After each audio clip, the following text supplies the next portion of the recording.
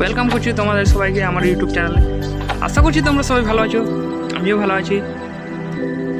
আর আমাকে মনে হয় ফার্স্ট টাইম ইউটিউবে দেখছো, কারণ কি আমি লাইভে কিছু করতে চাই, তার জন্য এই ব্লগ চ্যানেলটা খোলা। আর আমার বাড়ি হচ্ছে ওয়েস্ট বেঙ্গল, ছোট্ট একটা গ্রাম থেকে বাস করি। আর আমার বয়স বলতে গেলে 20+।